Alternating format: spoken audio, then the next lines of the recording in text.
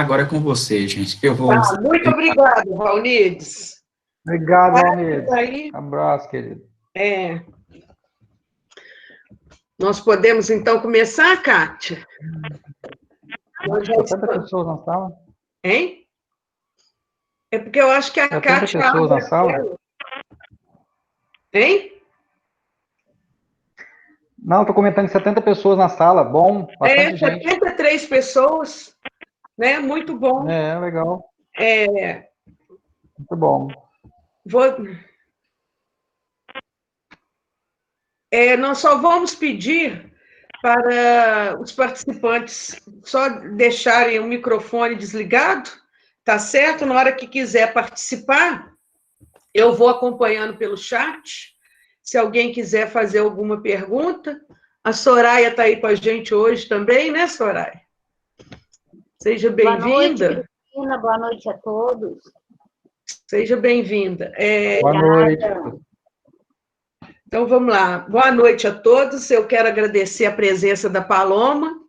A Paloma é nossa companheira, nossa colega de UENG. Ela é professora de políticas públicas e, no momento, coordenadora também do curso de pedagogia de Carangola, né? Nós nos conhecemos aqui há muitos anos, como ela já foi minha coordenadora, né, na educação básica, nós trabalhamos alguns anos juntos, e também temos o professor Jorge, da UENG de Barbacena, que atua na ludicidade e na educação física, na metodologia de educação física, pesquisa e diversas áreas, e nós vamos conversar hoje um pouquinho com vocês sobre o lúdico na educação infantil. Tá certo? Então, agora, vamos seguir uma ordem assim. Nós estamos todos entre amigos, então, vamos iniciar, vou dar a palavra para a Paloma.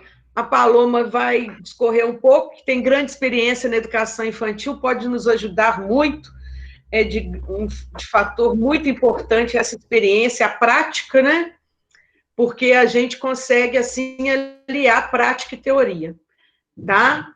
Paloma, seja bem-vinda, muito obrigada. Jorge, bem-vindo, muito obrigada. Obrigado. Vamos dar continuidade. Quem quiser fazer alguma pergunta, se quiser usar o chat, eu estou com ele aberto, eu vou acompanhando e vou passando, tá certo?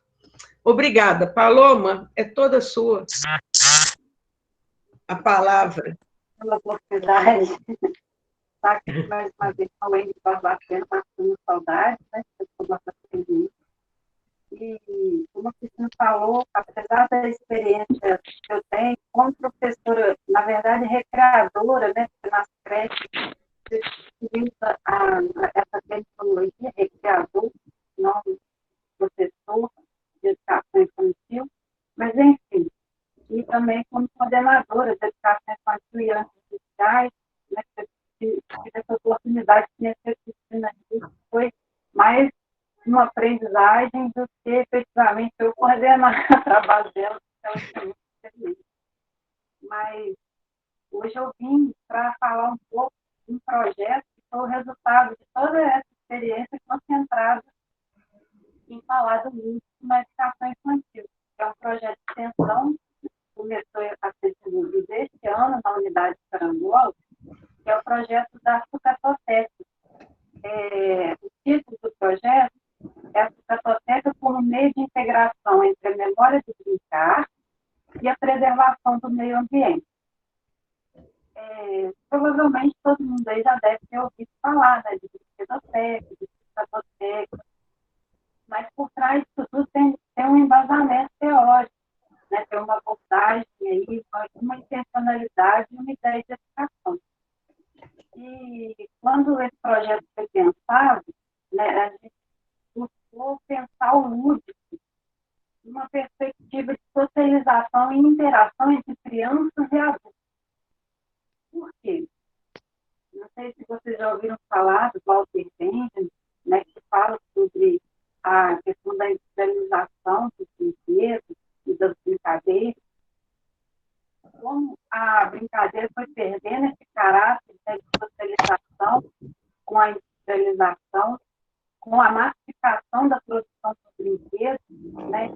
E aí você deixou de ter aquele caráter lúdico de socialização e passou a ter um brinquedo produzido em massa, onde você não precisava mais de criatividade para poder criar o seu próprio jogo, o seu próprio brinquedo, as próprias regras da sua brincadeira, porque tudo já vinha, né, delimitado por uma caixa. Né? Quando a gente compra um brinquedo hoje, lá já vem as regras, quantos participantes, né? Tudo já vem delimitado. E o Walter Benjamin vai chamar a atenção nossa exatamente para essa questão da criação. Um outro ponto é a questão da infância. Né? Quando a gente fala em infância, que infância a gente está falando? Geralmente, a infância tem a ver com uma categoria geracional. Né? Você coloca aí que a criança de 0 a 7 anos, ou se você pegar o status da criança e do adolescente, né, vai até os 12 anos. Mas se a gente for pensar para além dessa questão geracional, porque isso tem várias implicações, a gente vai ver que, principalmente para a educação, que a questão da continuidade. Então, quando a gente fala em educação infantil, a gente automaticamente pensa em brincar, né? A criança tem esse direito ao brincar, garantido pela legislação, inclusive. Mas e quando ela chega no ensino fundamental? Onde está essa continuidade? Né? Às vezes a gente separa eles, assim, provavelmente da escola normal, que são esse ensino, ou né, da própria, das alunas da UEM, que já devem estar fazendo um estágio, alguma prática. Às vezes chega lá a criança com 6, 7 anos de idade, limitada ao espaço da cadeira, né, e da mesa. E aí, onde está esse limite, tanto que a gente fica com os direitos da criança. Então, quando a gente pensa em infância, a gente tem que ir além dessa questão geracional. Eu vou dar um exemplo para vocês, né, com esse processo de industrialização aí, e principalmente com algumas ideias pedagógicas aí da virada do século XIX, do XX do Brasil, a infância ela passou a ser muito valorizada. E com essa valorização da criança, o próprio brincar passou a ser uma exclusividade dela. Por quê? Com a industrialização, o adulto tinha que trabalhar, né? Tinha que ser sério.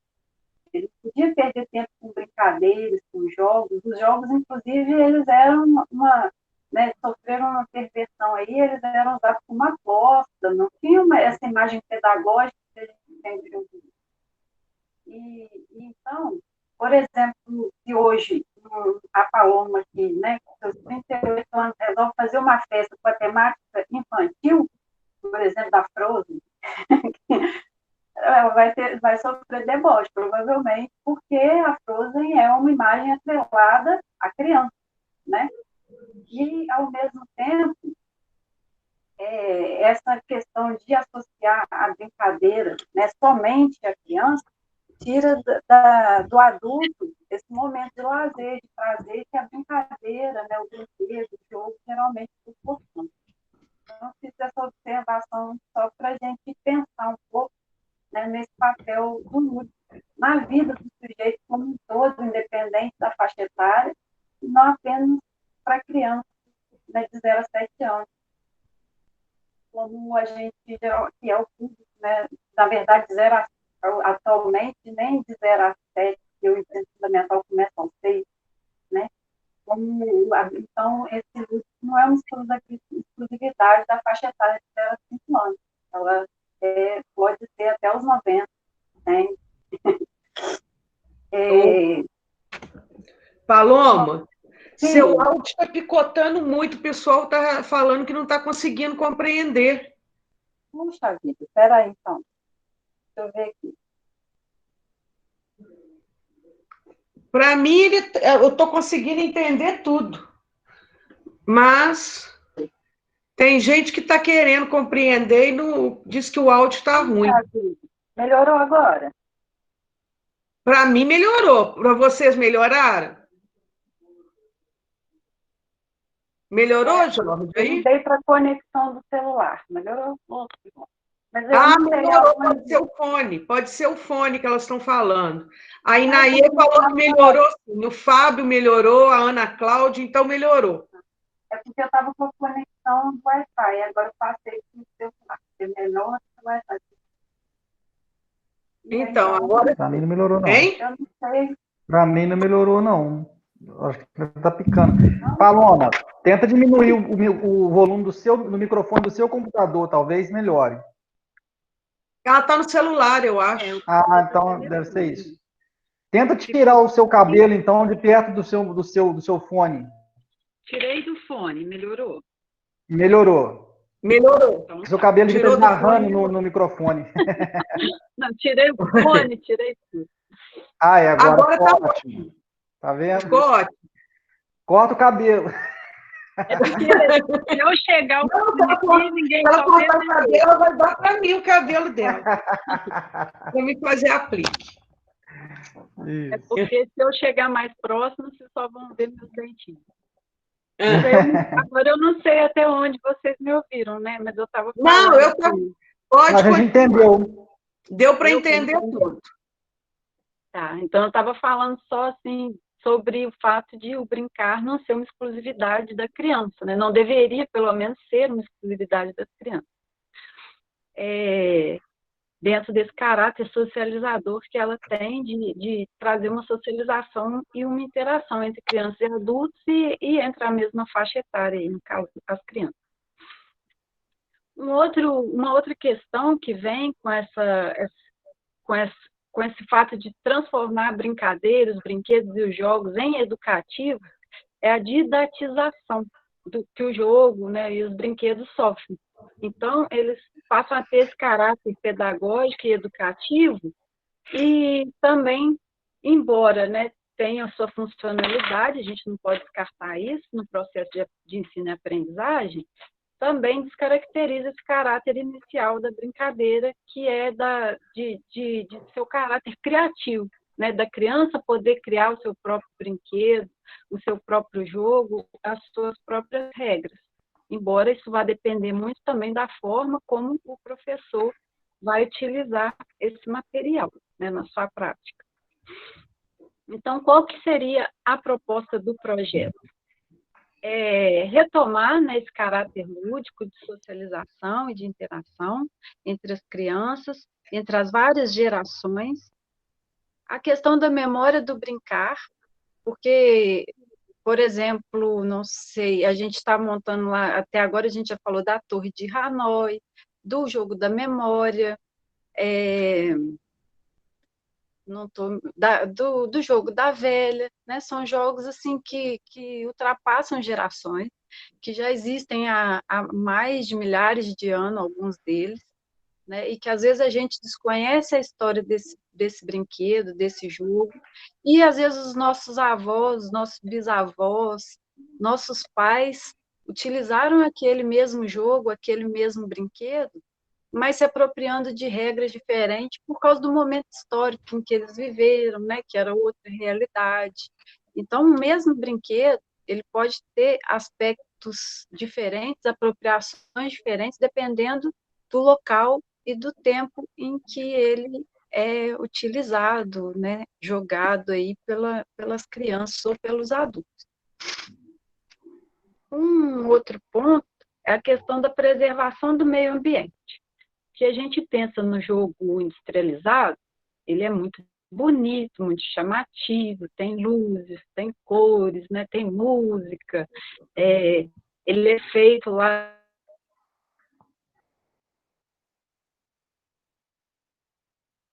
Cortou o áudio.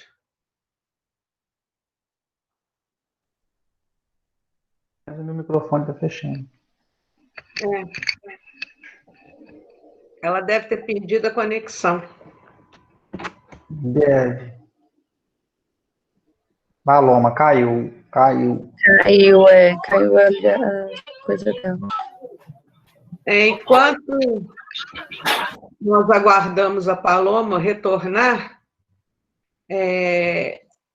Jorge quer fazer alguma interferência nesse meio tempo?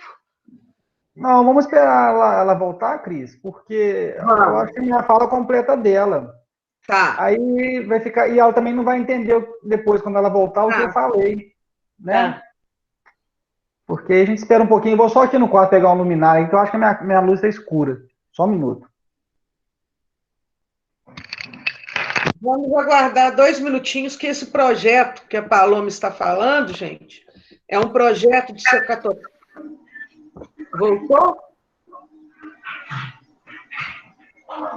Tem alguém com o microfone ligado.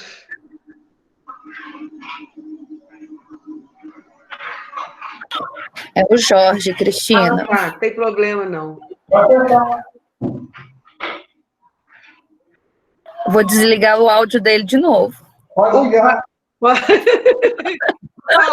falou que não consegue. Paloma voltou? Alô, aqui?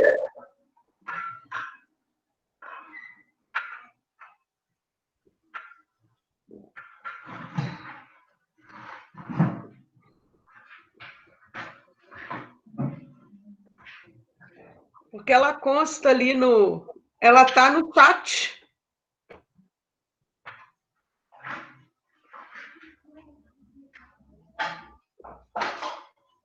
Voltou, falou? Ela está no chat. Uai.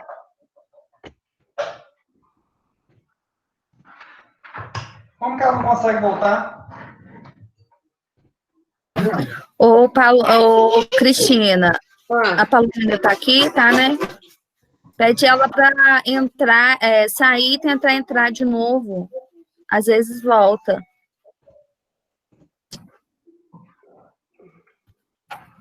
ela está ali, ela não consegue ver. Será que ela consegue escutar?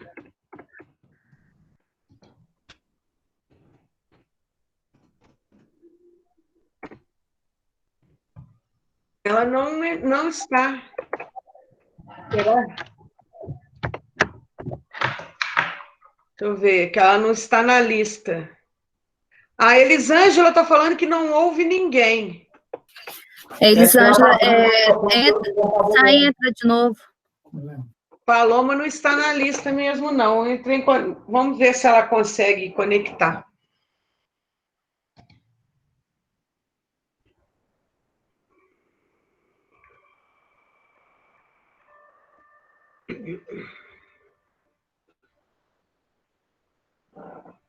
Vamos ver se...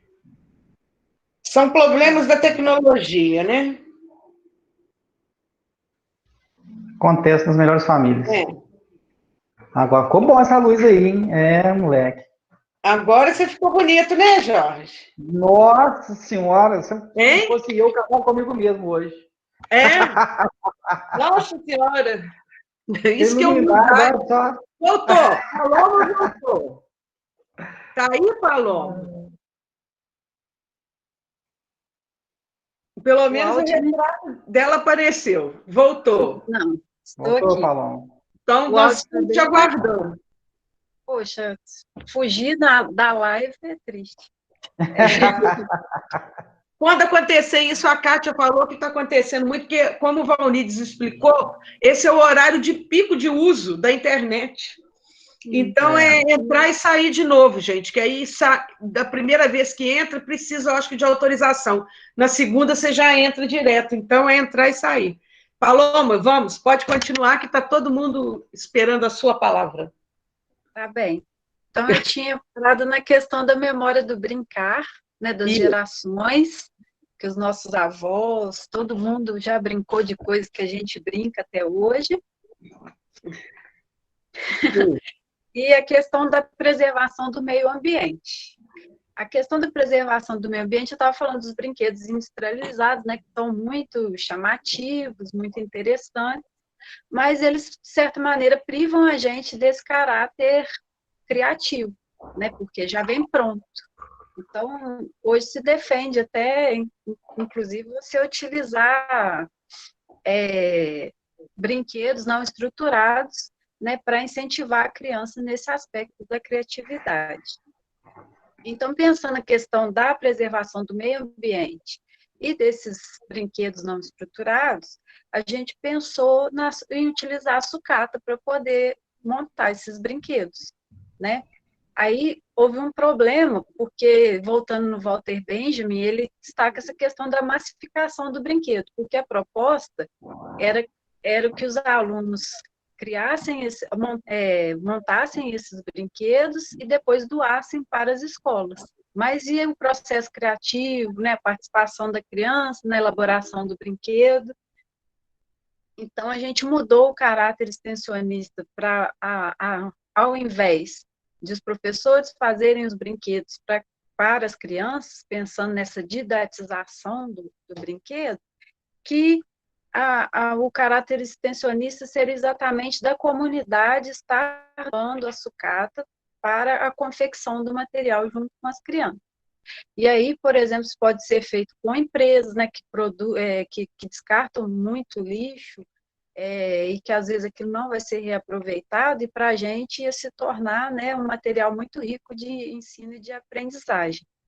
Agora, só para concluir a minha fala, a questão do cuidado que a gente tem que ter ao propor a confecção de brinquedos e jogos com sucata, que eu reparei muito quando, né, eu trabalhava na educação básica, trabalho ainda, mas agora a gente não está no ensino presencial, que é o fato de você, ao invés de aproveitar o lixo, a sucata, de incentivar a criança a consumir para ter aquele material para produzir um jogo, né? Porque às vezes na hora que você estabelece lá que você precisa de garrafa PET, às vezes na casa daquela criança ela não consome refrigerante, não consome, ela não utiliza garrafa de plástico. Então você faz a família comprar uma garrafa de plástico para participar de um projeto que você está desenvolvendo.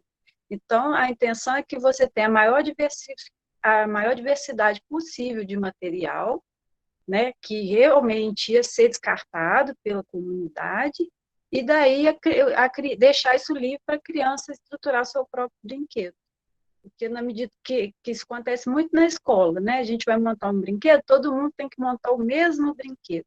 Então, atentar para essa questão, tanto da massificação, né, de produzir uma coisa em massa, de não incentivar efetivamente a criatividade, porque a criança está seguindo a regra do professor e não a sua, né, a sua própria necessidade ou vontade, ainda que ela vá se interessar pela brincadeira, e esse caráter de preocupação com a produção ainda maior de lixo, quando na verdade estava com a intenção de preservar, né?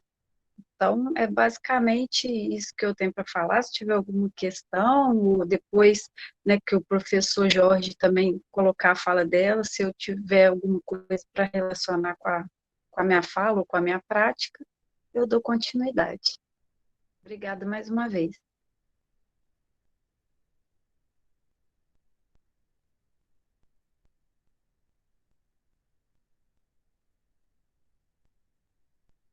Jorge, obrigada, professora Paloma. Jorge, a fala é sua, meu microfone estava desativado, por isso que demorou um pouquinho.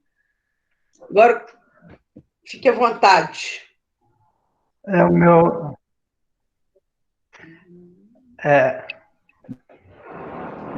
tá tá ouvindo? Tá picotando. Como que ela chama que tá moderando aí? A Kátia. A Kátia, que é a ela fica desligando meu microfone. Eu tenho que ligar ele, que eu esqueci. Tá picotando. Então pode agora. Tá ligado. Estou muito mal. Melhorou. Ela desligou meu microfone, eu tive que ligar ele. Sim.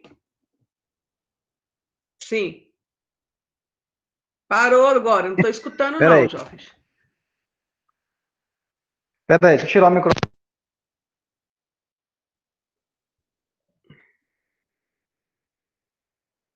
Sem voz. Sem voz? Agora sim. Agora apareceu sua voz. Alto e bom som.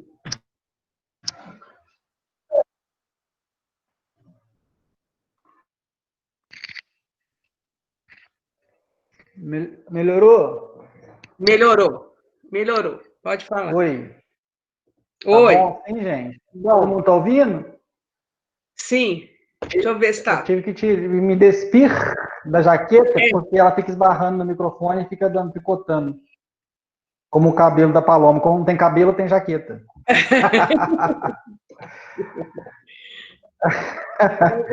Posso falar então, gente? À vontade. Então, primeiramente eu gostaria de parabenizar, né, a Paloma aí pelo projeto, né? Paloma, muito bom o projeto, além de incentivar as crianças na produção do próprio brinquedo e tudo. Ainda tem a questão do meio ambiente, né, que a gente tem que preocupar, porque cada vez mais tem aumentado a questão do lixo produzido. Isso também cria consciência nas nossas crianças, que são elas que vão herdar também o que a gente vai deixar, né? Muito bom o projeto, espero que você colha bastante frutos dele. Com relação, assim, dando uma continuidade ao que a Paloma falou, eu gostaria de fazer algumas considerações com relação ao brinquedo produzido e ao brinquedo industrializado, né?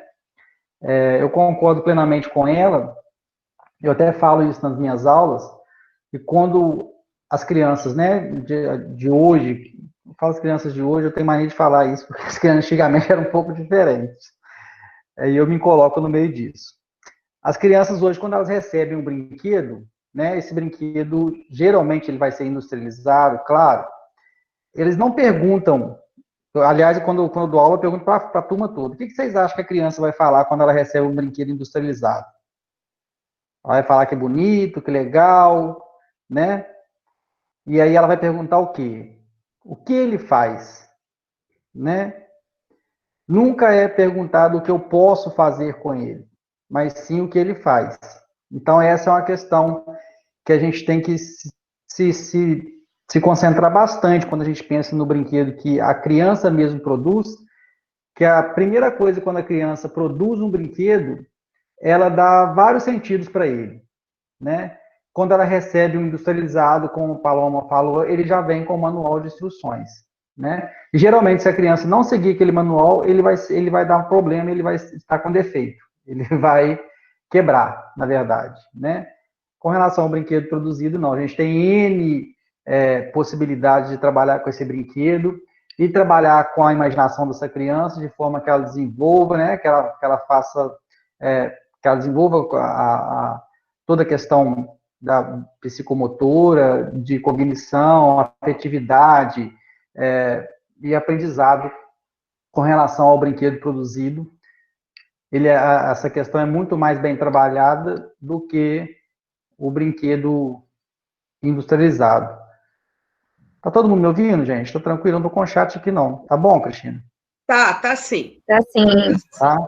Tá. Então tá. Então, primeiramente, eu gostaria de conceituar um pouco a questão do lúdico, né? O que acontece?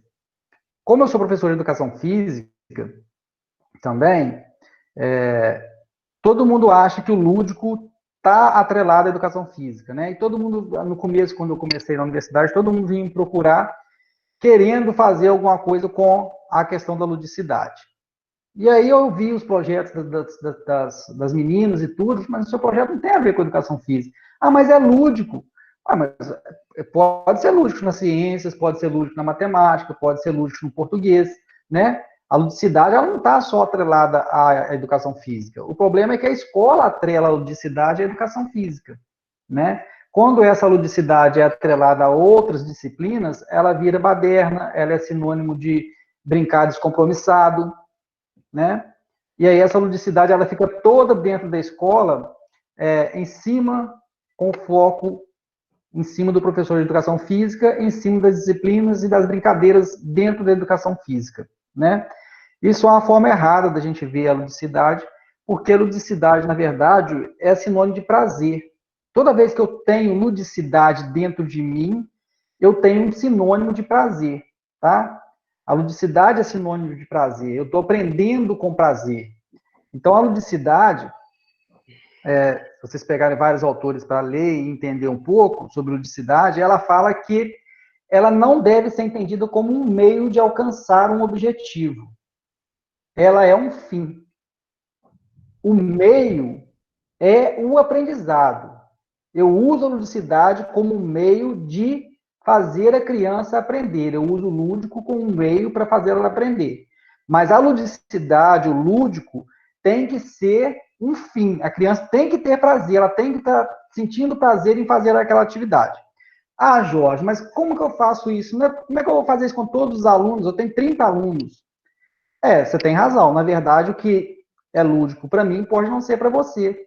Porque a ludicidade também depende dessa forma como que cada um enxerga a atividade, tá? E essa forma de enxergar determinada atividade, ela vai depender do que a criança traz com ela com relação à sua dimensão conceitual, né? A criança não chega na escola despida de conhecimento. Ela traz consigo o conhecimento dela. E esse conhecimento ele tem que ser respeitado.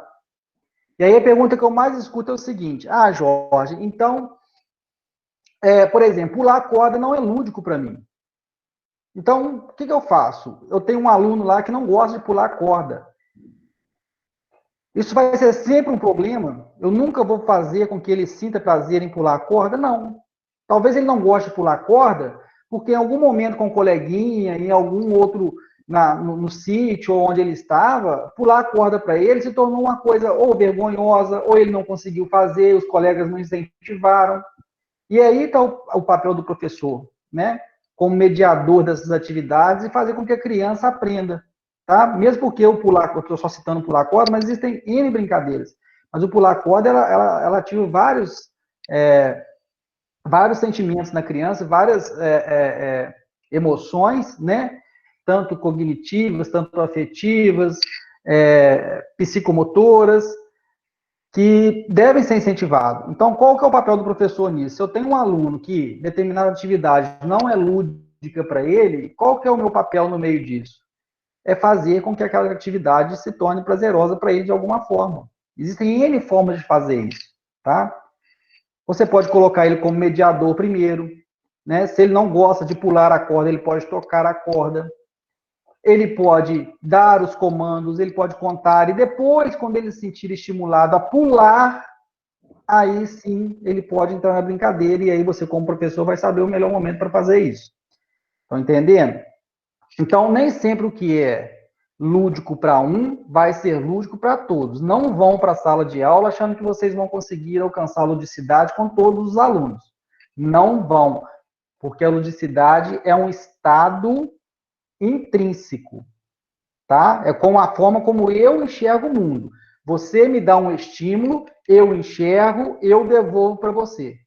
Pode ser que a minha devolução não seja positiva, mas cabe a você, professor, né, tentar fazer com que essa devolução da sua atividade seja o mais positiva possível. E aí tem várias formas de a gente fazer isso, tá? Como eu citei o exemplo do pular corda, por exemplo.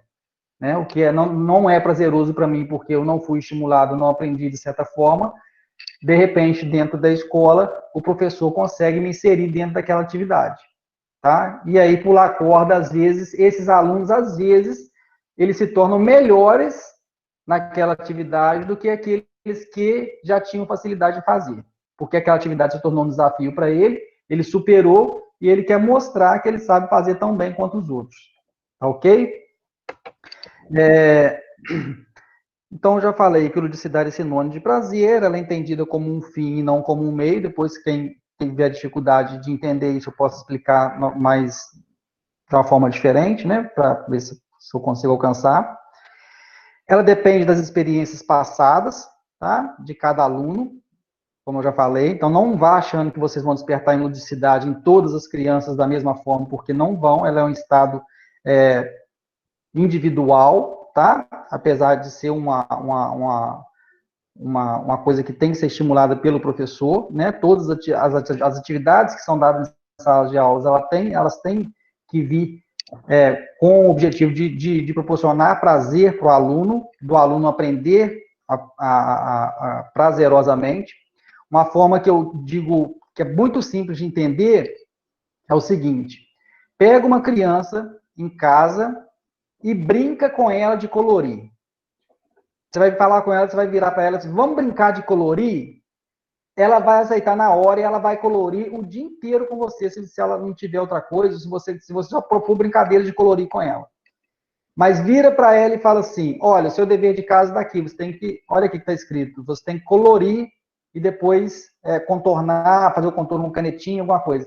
Aquilo vira um martírio para ela. Entenderam?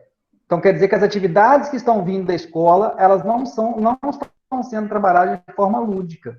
Elas estão sendo trabalhadas de forma mecânica, de forma não proporcionar àquela criança o prazer que ela deveria, que é o prazer de colorir. Como que ela sente prazer em colorir comigo e quando ela tem que fazer o dever de casa dela, aquilo não é prazeroso para ela? Alguma coisa está acontecendo. Tá? E aí cabe o professor rever as atividades e rever da forma como ele está passando essa aula para o aluno. Como a Paloma falou, essa massificação, né, de todo mundo fazer igual, a massificação do brinquedo, a massificação do conteúdo, todo mundo tem que fazer igual, ninguém pode criar. Né? A gente tem que estimular as pessoas. Ontem, na palestra de segunda-feira, o professor, criador da Escola da Ponte, né, ele falou sobre isso. Tá? Você pode dar os mesmos... você pode dar as mesmas condições para duas pessoas diferentes. Mas isso não quer dizer que as duas vão fazer a mesma coisa que você pedir. Tá? Vai depender de como essa pessoa enxerga aquela atividade e vai depender de como essa pessoa enxerga aquela atividade. Se essa for estimulada, ela vai responder de uma forma, e se essa for estimulada, ela vai responder de outra. Você pode colher frutos tanto dessa quanto dessa, ou só dessa e nenhum dessa, tá? Se a gente falar hoje que conteúdo é sinônimo de sucesso, nós seríamos superdotados, né? Porque a internet hoje, tudo que você digita na internet, você tem a resposta lá. Mas o que você quer para você? Você quer realmente aprender? Ou você não quer aprender aquilo? Você, na hora que eu quiser, eu vou lá, acesso e pronto.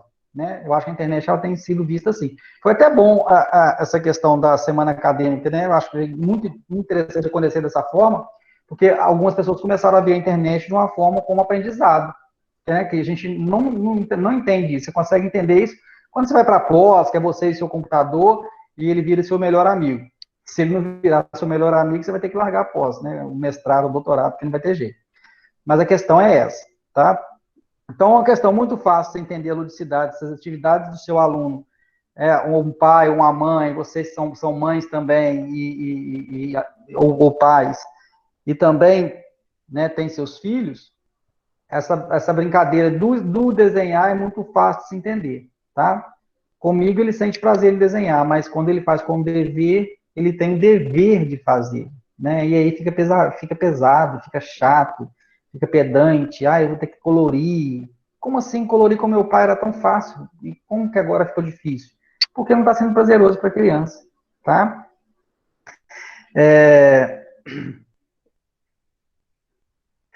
Aí quando a Paloma fala, que eu concordo com ela, que o brincar não deve ser uma exclusividade da criança, eu concordo plenamente com ela, tá?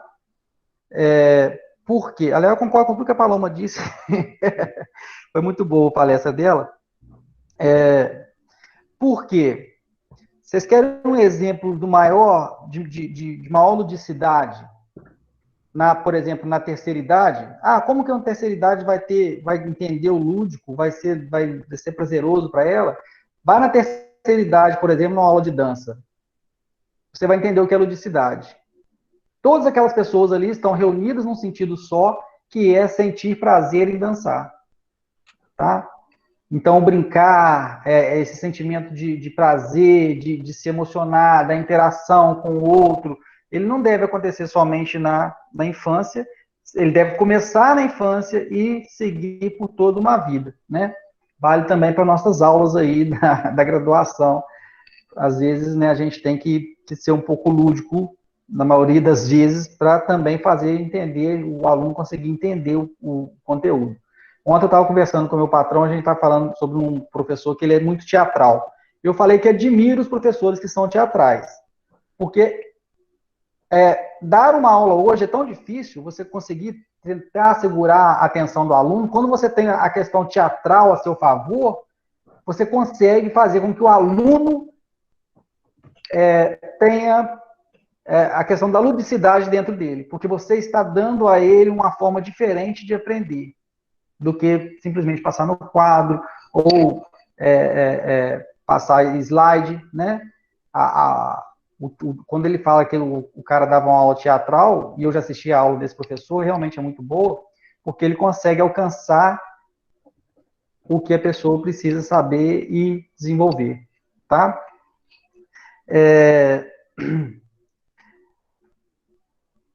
Eu gostaria que vocês guardassem aí para mim, e terminando a minha fala, depois a gente pode se ir complementando.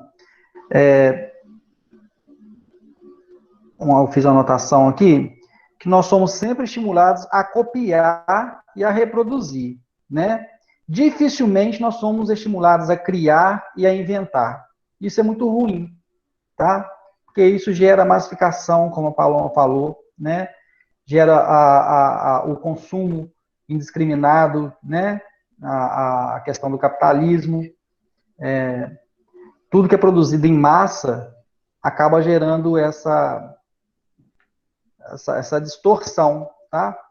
Vocês lembram do filme do Charlie Chaplin, Tempos Modernos? Eu acho que chama Tempos Modernos, que ele saía da fábrica apertando parafuso, né? Por quê? Porque em momento algum dentro da fábrica que ele trabalhava, ele foi estimulado a criar, ele foi estimulado a reproduzir o movimento, porque ele precisava apertar uma porca para sair um produto lá na frente. Então, nós temos que ensinar os nossos alunos, desde cedo, desde a educação infantil, a criarem. Tá? Isso está ficando cada vez mais longe.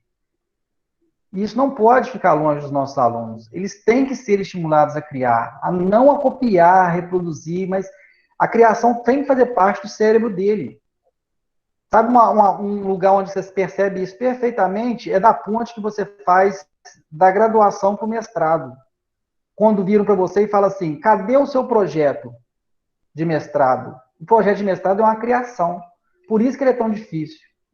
E o de doutorado, ele tem que ser inédito. Por isso poucas pessoas chegam ao doutorado. Então a gente precisa incentivar os nossos alunos a criarem mais, para que nós tenhamos mais incentivo com relação a essas questões, entendeu? Para ser mais fácil o aprendizado no decorrer de toda a vida acadêmica desse aluno. Tá ok? Então, vou terminando minha fala por aqui. Eu agradeço e eu me coloco à disposição para o que tiverem de dúvidas, quiserem fazer comentários. Eu gostaria muito de ouvir as alunas.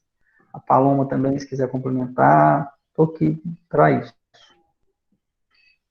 Obrigada, professor Jorge. Eu vou falar só um pouquinho, porque eu vou interligar um pouco da relação dos dois com a prática de sala de aula de educação infantil. Eu atuei 10 anos na educação infantil, então acho que a primeira coisa que nós temos que lembrar é que o ser humano, ele nasceu para descobrir, para aprender, para tomar para si os conhecimentos, tá? Passamos desde os conhecimentos mais simples até os mais complexos. Quando a gente toca no assunto de lúdico na educação infantil, o lúdico ele está sendo usado como estratégia somente para um desenvolvimento cognitivo no momento atual, professor Jorge.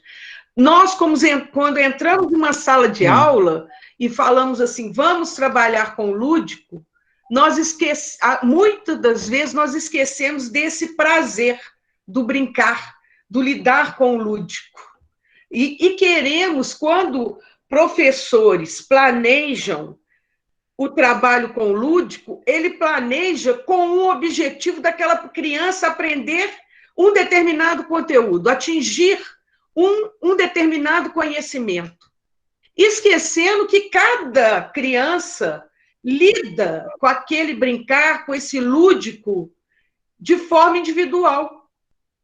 Então, a partir do momento que a cada criança desenvolve essa ludicidade de um jeito, lida com esse lúdico de um jeito, atinge um conhecimento diferenciado, o professor toma para si que ele não aprendeu o que ele queria. Vocês estão conseguindo acompanhar meu raciocínio? O que acontece? A escola e nós, educadores, começamos a querer direcionar esse lúdico, tornando esse lúdico dentro da educação infantil uma coisa sem prazer nenhuma. Tá? E muito dos educadores acham que o lúdico na educação infantil ele tem que estar pronto, com o brinquedo pronto, já direcionado para um aprendizado. E às vezes, com brinquedos construídos, como é o projeto que a Paloma expôs para vocês atingem o objetivo com mais facilidade. Porque, de forma simples, nós conseguimos, com essa liberdade da criança manipular objetos, nós deixamos livre a criança para lidar com essa construção do conhecimento. Tá? E eu estou percebendo que, cada vez mais, nós estamos direcionando o lúdico só para a educação infantil. A criança, na hora que sai da educação infantil, ela não tem mais o direito de lidar com o lúdico. Nós cortamos dela. A partir do momento que a criança entra na escola, a escola começa a compartimentar o conhecimento e começa a moldar a criança para deixar de ter prazer com o lúdico. O lúdico só é uma forma de fixar conhecimento. Então, nós vemos muito brinquedos assim, que não são construídos e que você lida assim, é aquele brinquedo de encaixe que tem o número, a quantidade e os desenhos. Tá? Então, a criança tem que brincar com isso para aprender quantidade, quando seria muito mais prazeroso você jogar uma caixa de tampas de Coca-Cola e deixar ela desenvolver à vontade, né? Então, eu acho que é importante a gente resgatar nessa educação infantil, não só na educação infantil, em todas as etapas da educação, esse prazer de brincar e esse prazer de construir o seu conhecimento. Nós, professores, precisamos atentar para essa parte, tá? De deixar as crianças voltarem a construir seus brinquedos, voltarem a construir seu conhecimento. Por quê? Nós temos um discurso muito bem elaborado que o lúdico é importante, a ludicidade tem que estar presente, que a criança tem que construir o seu conhecimento, mas, na verdade, nós, enquanto educadores, vamos para a sala de aula e não damos aos nossos alunos essa liberdade de construção. Tá? Então, eu acho que eu sou assim, defensora da brincadeira livre, tá? De uma ideia de você pegar o brincar, a ludicidade, como fator primordial. Você não é dessa forma, como mola propulsora do conhecimento. Então, você dá esse brincar para a criança e dali você levanta as possibilidades de construção desse conhecimento, tá? Então, isso, gente, mas isso exige do educador uma fundamentação teórica muito bem estruturada para você defender essa postura dentro de uma escola, tá? Porque o que a gente vê é que, por exemplo, o professor ele já tem a brinquedoteca construída dentro de uma escola e ela só pode ser usada dentro de determinados momentos, Então, o que nós estamos vendo é uma massificação dessa ludicidade e o controle dessa ludicidade para determinados momentos. Então, eu acho que o nosso papel no momento na educação é a construção de novos momentos lúdicos dentro da educação infantil, tá?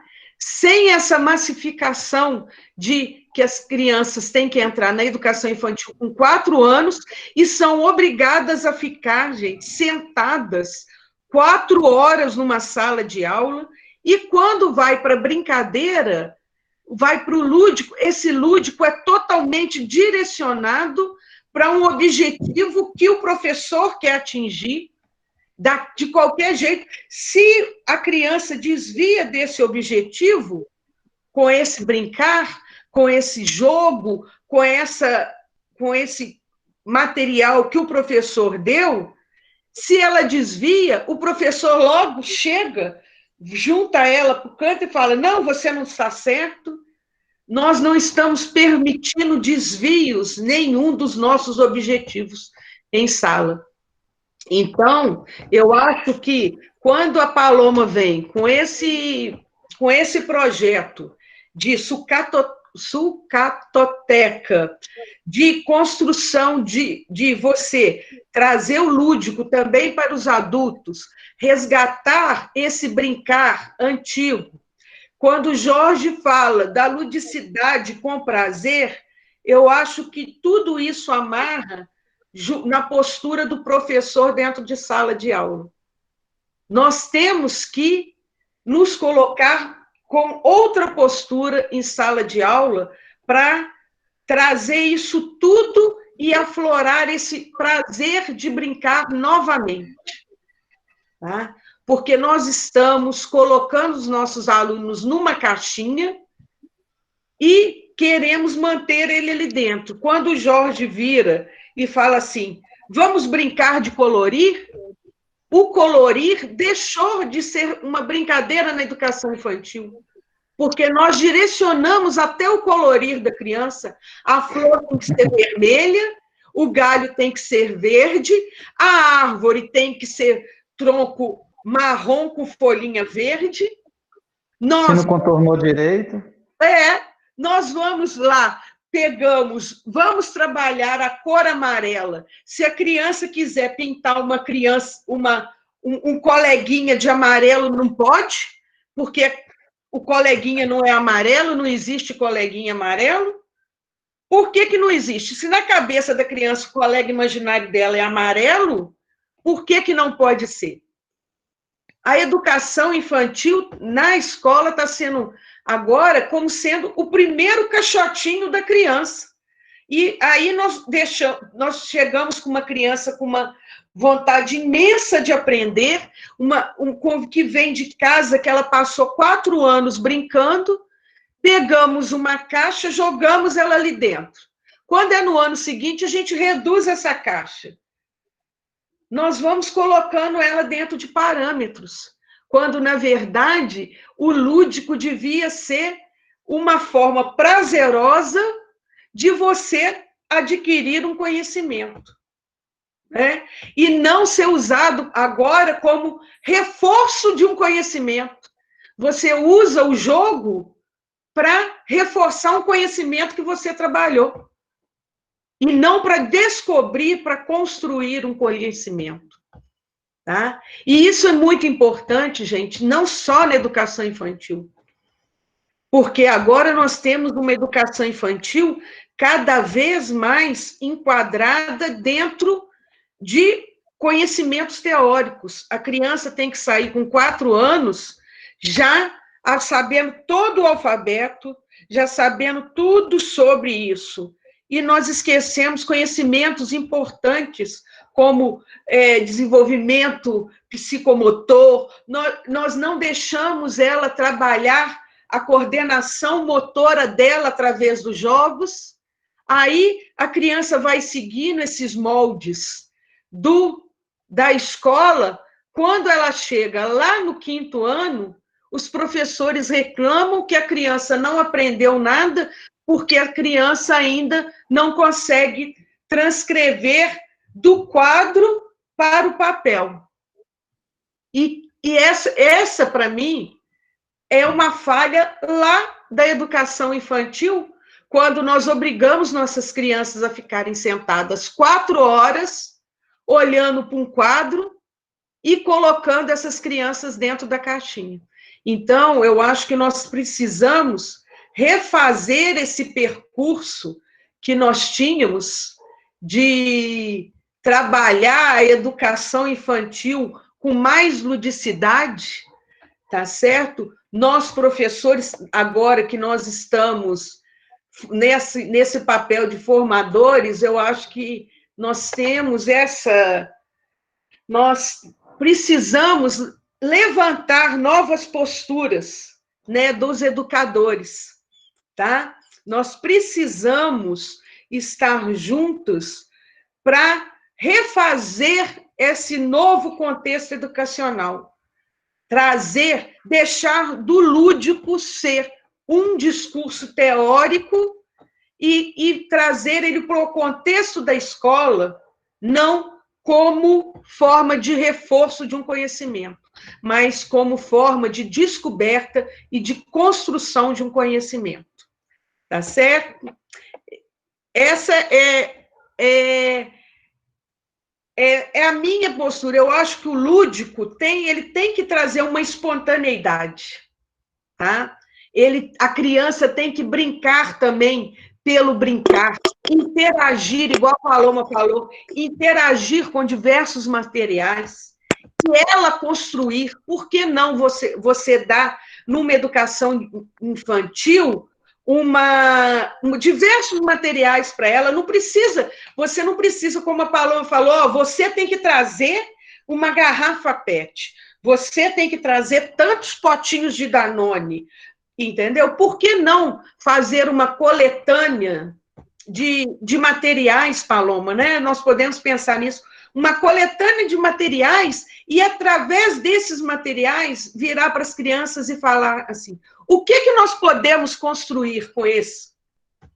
Eu acho que surgiriam ideias maravilhosas, porque as crianças lidam com materiais diversos e elas transformam esses materiais sem a nossa interferência. Por que não nós, professores, aprendermos com essa ludicidade que a criança já tem, para depois ela construir seus próprios brinquedos, suas próprias brincadeiras e construir, aí sim, eu acredito que ela irá construir esse conhecimento.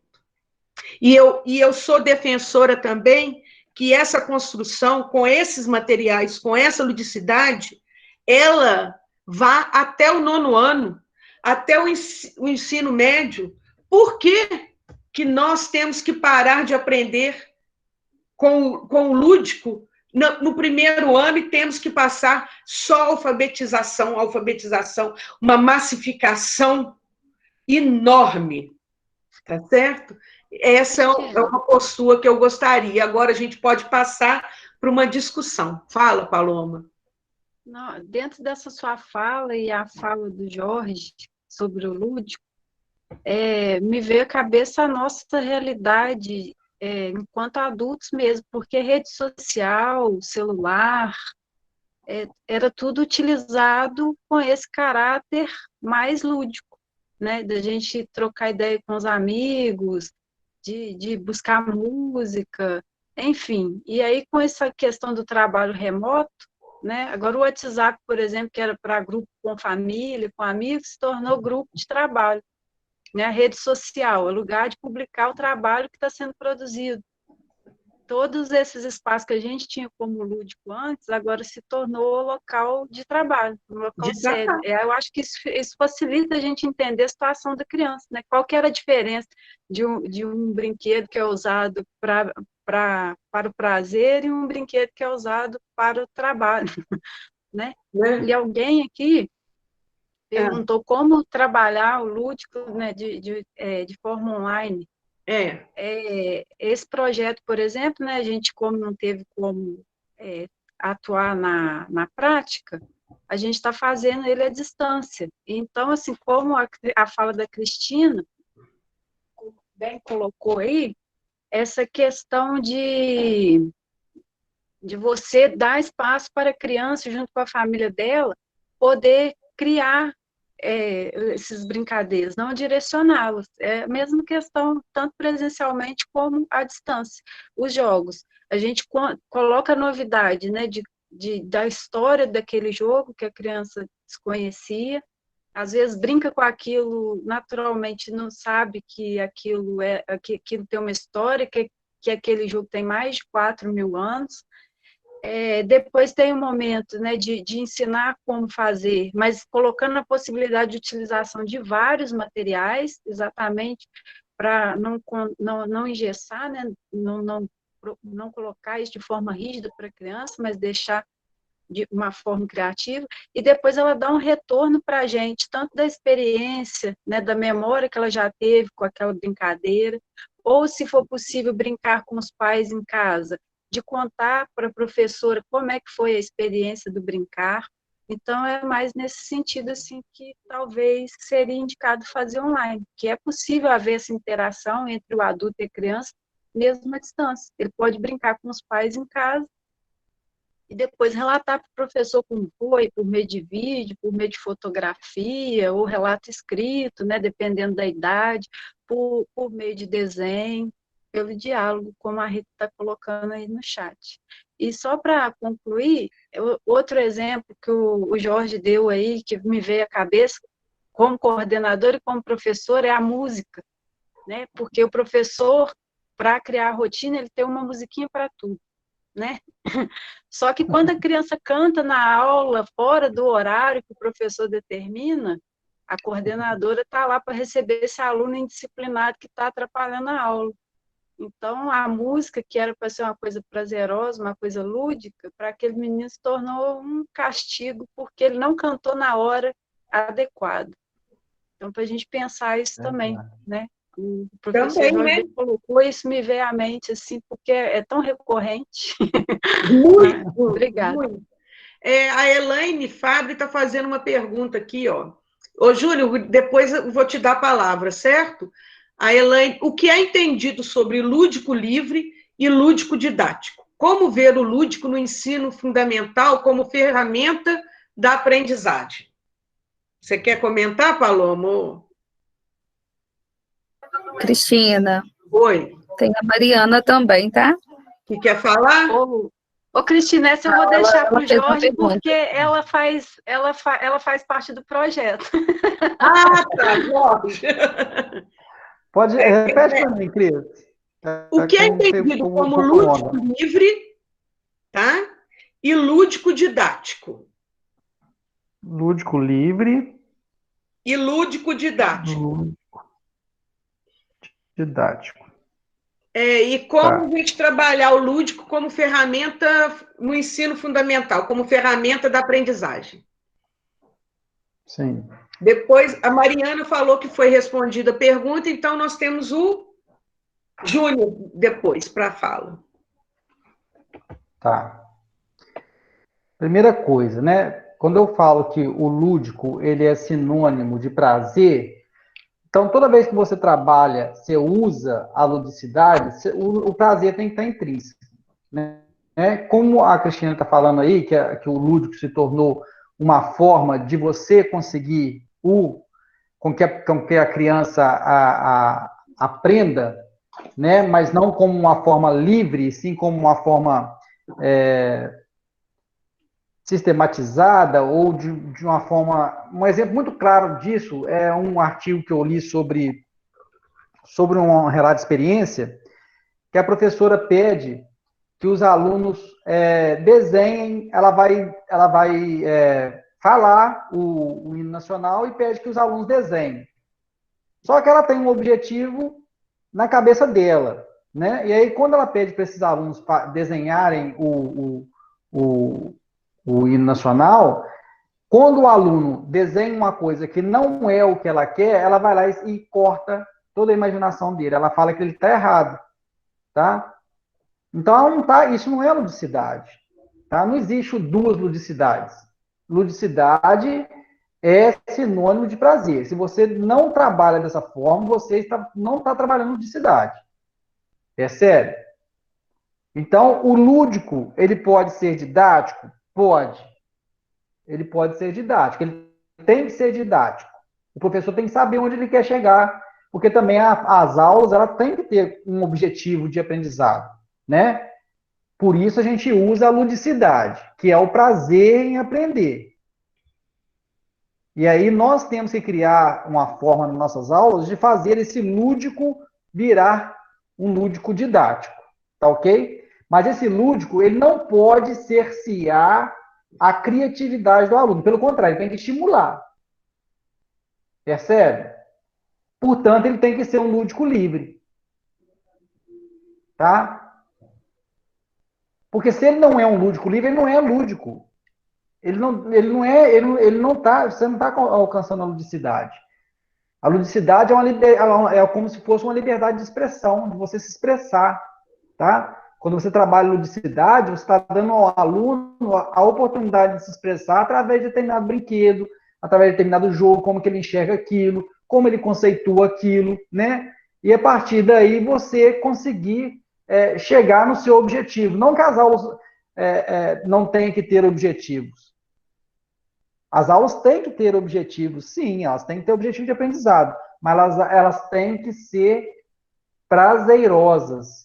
É essa a diferença. Quando a aula deixa de ser prazerosa, ela não tem ludicidade. Ela tem repetição, ela tem cópia, ela tem toda essa questão engendrada, né, que eu quero que o aluno faça desse jeito, e se ele mostrar uma outra forma de fazer, ele está errado. Isso não é ludicidade. Tá ok? Ludicidade é você dar ao aluno a possibilidade dele aprender com prazer. Se a atividade não é prazerosa, ela não tem ludicidade.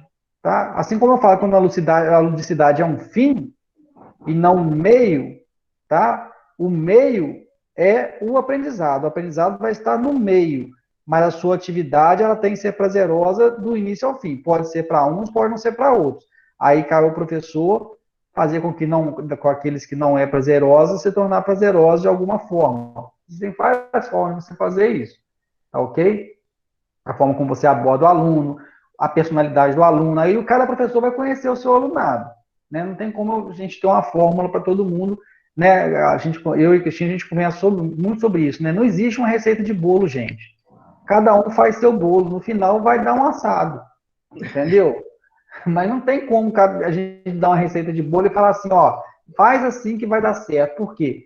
Existem realidades sociais, né? Uma escola que é privada, ela não vai responder da mesma forma que uma escola pública, tá ok?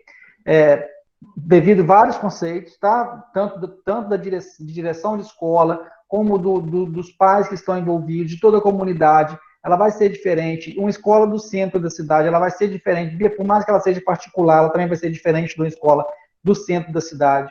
Então, aí a gente tem as questões dos ambientes, né, onde essas escolas estão inseridas. E aí, cabe a nós, professores, entender qual que é o ambiente que eu estou inserido. O que eu posso fazer para mudar a realidade dessas crianças, desses pais, e também, né, dessa escola. É difícil, não é fácil. Se fosse fácil, já estava feito, né? Eu falo, eu e a Cristina, a gente às vezes dá aula junto, né, Cris? Na quinta-feira, na última quinta-feira, a gente falou sobre isso, né? Fácil não é, mas a gente plantar uma sementinha, essa sementinha deu uma fruta aqui, já tá bom. A gente plantou 30, jogou 30 sementes, só uma germinou, tá ótimo, tá? A gente já está conseguindo mudar um pouquinho a realidade. Então, se a gente conseguir mudar a realidade desses alunos que chegam para nós na escola e fazer com que ele aprenda com prazer, que ele seja um aluno mais criativo, né, que ele crie mais e que ele copie menos, a gente já vai mudar a realidade dele lá na frente, tá? Quando ele estiver inserido no trabalho, ele vai ser uma pessoa mais criativa, mais dona de si, do que simplesmente um repetidor de tarefas. Tá ok? Eu não sei se eu respondi a pergunta, mas o lúdico didático é quando você usa o prazer na sua aula para fazer com que a criança aprenda, tá? Mas não é esse prazer, um prazer nunca vai ser engendrado, nunca vai estar numa caixinha, tá? Porque cada um tem um prazer dentro de si. Então você usa isso didaticamente, o prazer didaticamente, mas não pode estar moldado, tá ok? E o professor também não pode trabalhar sem objetivo, porque senão ele nunca vai alcançar o que ele quer também. Mas isso o professor tem que saber, a criança não. Tá? Quando o aluno está desenhando, você está vendo os contornos que ele está fazendo. Você não precisa virar para ele e falar que está errado. Você precisa classificar ele, né? Classificar assim, de uma forma que ele já está com 6, 7 anos, se ele não consegue fazer um desenho de forma correta, alguma defasagem de aprendizado ele teve lá atrás. Tá? Mas cercear esse aluno também e falar que ele não consegue aprender como os outros, aí eu estou repetindo o que os outros fizeram com ele lá atrás, senão ele não tinha chegado para mim lá na frente daquela forma. Tá ok? Então, acho que é isso. Agora o Júnior tem uma pergunta. Pode fazer, Júnior? A Paloma não quer falar primeiro? Acho que ela queria Quer falar, Paloma? Não, é porque alguém tinha feito uma pergunta sobre o parque infantil e o uso de pecinhas, se isso teria caráter lúdico. Não foi ele, não, né? Não, ele vai falar e depois a gente volta nessa, porque Elisângela também falou aqui na questão da liberdade de expressão. Aí a gente pode juntar as duas, né? Ok. Vamos lá. Pode falar. Eu queria agradecer a vocês a oportunidade de fazer minha cabeça pensar igual está pensando agora, vocês têm noção como está em turbilhão. E eu fui colocando, assim, de alguma experiência que eu tenho, que eu sou professor de musicalização, e algumas épocas que eu atuei, eu usei justamente a sucata para fazer alguns instrumentos musicais, e as crianças pegavam isso com um prazer, com a gana, que levavam até, às vezes, para a aula sem necessidade nenhuma, porque era delas, foi elas que criaram, elas se sentiam apropriadas disso, e assim, como isso é importante no processo de criação delas, né? É algo que eu fiz, queria compartilhar isso, e é uma questão que eu acho que, não sei se estou pensando errado, mas alguns brinquedos, algumas coisas, por exemplo, na minha aula, que eram alguns instrumentos, eles são feitos para tal coisa. A gente pode quebrar o paradigma de fazer aquele instrumento virar qualquer coisa. Então, eu fazia, antes de usar aquele instrumento, eu perguntava o que ele pode ser transformado em quê? O que vocês imaginam com tal instrumento? Um instrumento que eu tinha bastante, ele é até bastante lúdico, não sei se já ouviram falar, que chama... eu esqueci o nome são tubos percussivos, coloridos, em que a criança pega e ela, juntando aquilo, ela transforma em outra coisa. Então, eu acho que esse processo, a gente pode, talvez, quebrar alguns paradigmas. Já que algumas peças nós já temos, por que não usá-las de outra forma, a não ser naquelas que elas já foram criadas, né? E o que eu ia perguntar no início era essa questão do lúdico no online. E por que todo mundo fala que não quer fazer online e porque tem uma luta capitalista do dinheiro aí, mas os pais também não colaboram.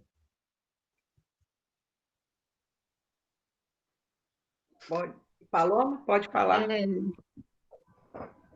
Respondendo as duas perguntas, né, de uma vez, não sei nem se foi uma pergunta essa última, porque a gente mais aprendeu como usar o instrumento, mas como o Jorge mesmo falou, nem sempre você está usando um brinquedo ou um parquinho, pode ser lúdico, porque talvez não vai atingir a todos. Então, uma forma de você atingir a todos é usar a maior diversidade de instrumentos possíveis, mas às vezes aquele parquinho, né, era para ser prazeroso, mas a criança naquele momento, às vezes ela está indisposta, o parquinho para ela não vai ser prazeroso naquele dia. A pecinha, às vezes ele estava brincando de colorir, como disse o Jorge, e aí ele estava se divertindo com aquilo, não quer parar de colorir, mas agora está na hora de ir para o parquinho.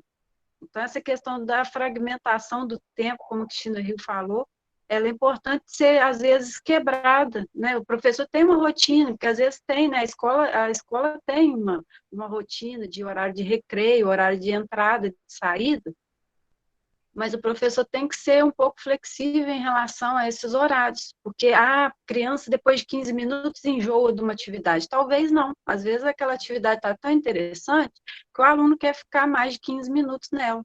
Então, o professor precisa ter essa sensibilidade em relação ao tempo da aprendizagem, né, ao tempo da criança.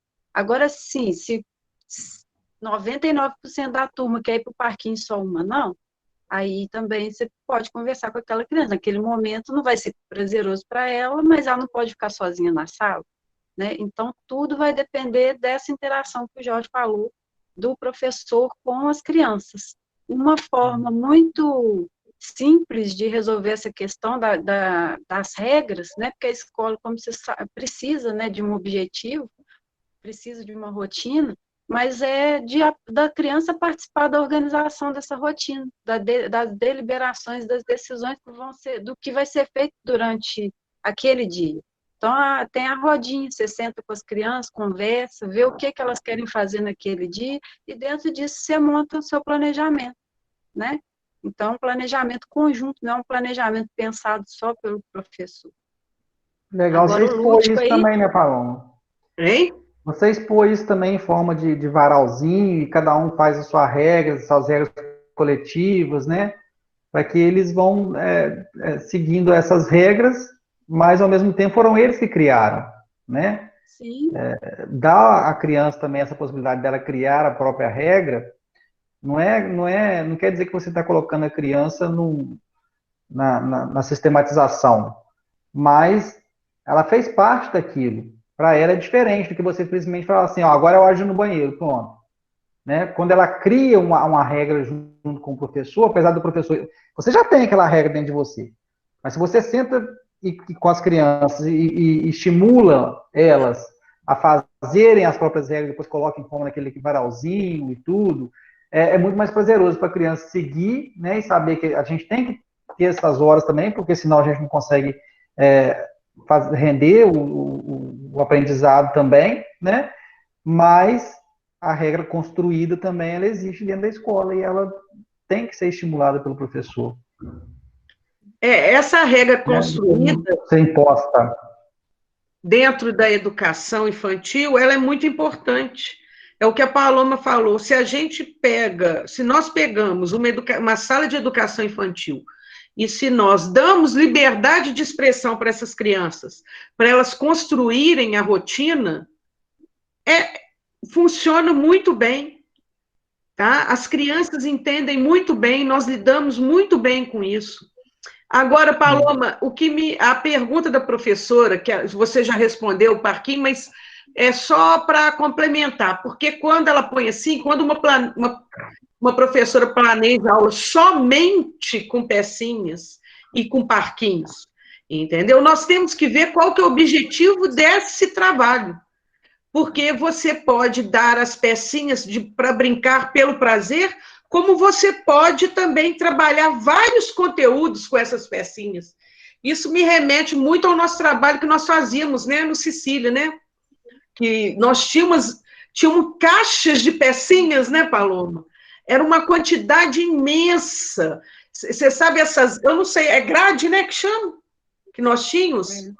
Nós tínhamos uma sala... Jogo de encaixe, né? Com grades de jogos de encaixe diversificados, mas eram quantidades imensas.